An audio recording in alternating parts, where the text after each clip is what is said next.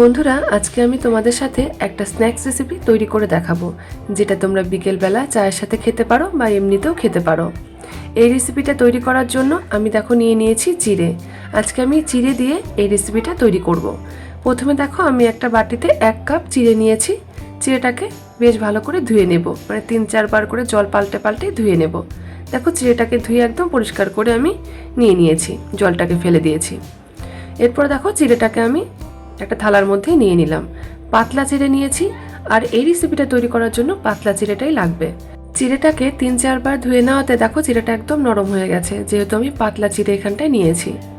এবারে আমি চিড়েটাকে হাত দিয়ে একদম চটকে নরম করে নেব। এটা তো এমনিতেই নরম আছে, তাছাড়া আমি চিড়েটাকে একদম দেখো নরম করে মেখে নেব।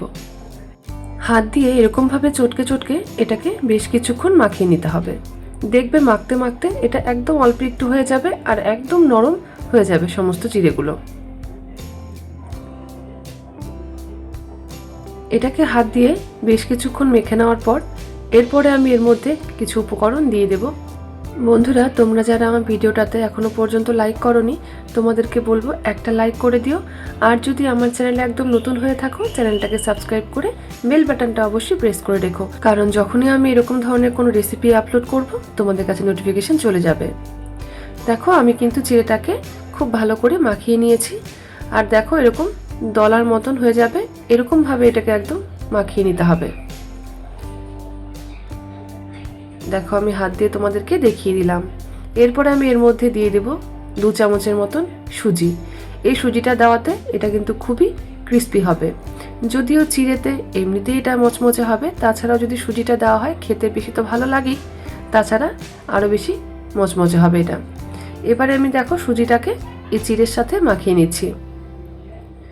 দুটোই যেরকম শুকনো, আমি কিন্তু এর মধ্যে কোনো রকম জল দিইনি। এই জন্য এই সুজিটা মাখিয়ে নিয়ে তারপরে এর মধ্যে আমি কিছুটা জল দিয়ে দেব। জল দিয়ে এটাকে নরম করে একদম মাখিয়ে নিতে হবে।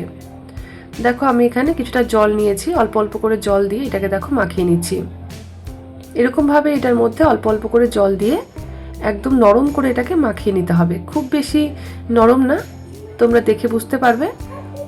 আমরা যেরকম করে বড়া তৈরি করি সেরকমভাবে এটাকে একটু নরম করে মাখিয়ে নিতে হবে। দেখো এর মধ্যে আরেকটু জল আমি দিয়ে দিচ্ছি। এবারে আবার এটাকে মাখিয়ে নেব।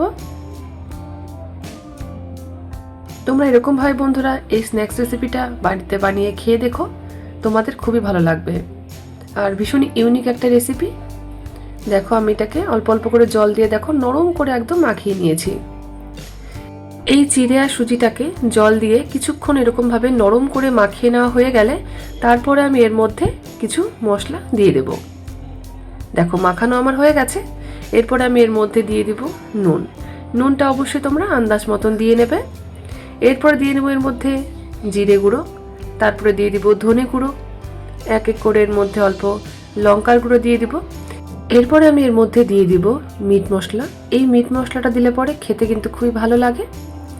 আমি এখানটায় কাশ্মীরি লঙ্কার গুঁড়ো দিইনি, ঝাল লঙ্কার গুঁড়োটা দিয়েছি। তোমরা চাইলে এখানটায় কালারের জন্য কাশ্মীরি লঙ্কার গুঁড়ো দিতে পারো। আমার এই লঙ্কার গুঁড়োটা এমনিতেই ভীষণ লাল, তার জন্য আমি আর আলাদা করে কাশ্মীরি লঙ্কার গুঁড়ো এখানটায় দিইনি। এবারে দেখো এই মশলার সাথে এটাকে মাখিয়ে নিচ্ছি। এই সময় যদি তোমাদের অল্প জলের দরকার হয়, তোমরা কিন্তু অল্প একটু জল দিয়ে এটাকে মাখিয়ে নিতে পারো। দেখো এই মশলাটাকে মাখিয়ে নিলাম। এরপর এর মধ্যে দেখো দিয়ে দিলাম একটু হলুদ গুঁড়ো। আমি হলুদ গুঁড়োটা আগে দিইনি। দেখো হলুদ গুঁড়োটা দিয়ে আমি এটাকে আবারও মাখিয়ে নিচ্ছি। মাখানো হয়ে গেলে এরপরে আমি লাস্টে এর মধ্যে দিয়ে দেব কাঁচা লঙ্কা আর ধনেপাতা। দেখো কুচিয়ে নিয়েছি, সেটা দিয়ে দিলাম।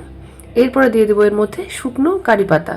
আমার কাছে কিছুটা দেখো শুকনো কারি পাতা ছিল, সেটা দেখো আমি এর মধ্যে দিয়ে দিচ্ছি। এরকমভাবে শুকনো কারি পাতা দিয়ে দেখবে খেতে খুবই ভালো লাগবে। যদি তোমাদের কাছে ফ্রেশ কারি পাতা থাকে সেটাও কিন্তু তোমরা কুচিয়ে দিতে পারো। এবারে দেখো সমস্ত কিছুকে আমি একসাথে মাখিয়ে নিচ্ছি। এর মধ্যে আর কোনো কিছু দেব না, আর কোনো মশলা কিচ্ছু দেব না। এবার এটাকে এরকমভাবে হাত দিয়ে মাখিয়ে তারপর এটা আমি তৈরি করে নেব। দেখতেই পাচ্ছ এটার মধ্যে কতটুকু জল দিয়ে তোমরা মাখিয়ে নেবে, এরকমভাবেই কিন্তু তৈরি করে নিতে হবে। দেখো হাতে নিচ্ছি আর বড়ার মতন করে তৈরি করে নিচ্ছি। এবার এটাকে আমি তেলে ভেজে নেব। দেখো কড়াইয়ের মধ্যে খুবই সামান্য তেল দিয়েছি। এবারে আমি তেলের মধ্যেই সমস্ত বড়াগুলোকে ভেজে নেব।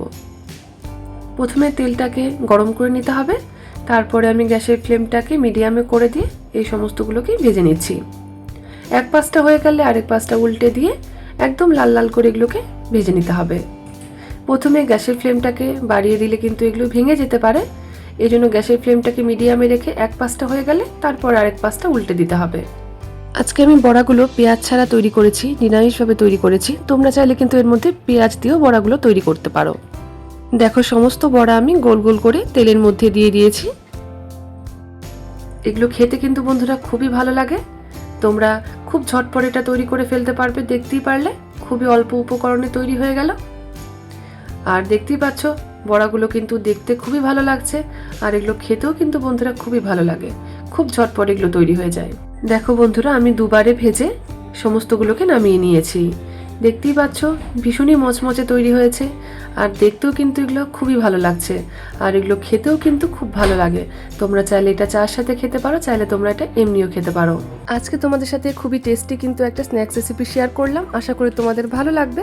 যদি ভালো লাগে অবশ্যই একটা লাইক করো, আর আমার চ্যানেলে নতুন হলে চ্যানেলটাকে সাবস্ক্রাইব করে বেল বাটনটা অবশ্যই প্রেস করে রেখো, তাহলে আমি যখনই কোনো রেসিপি ছাড়বো তোমাদের কাছে নোটিফিকেশন চলে যাবে। সকলকে অনেক ধন্যবাদ, সকলে ভালো থেকো।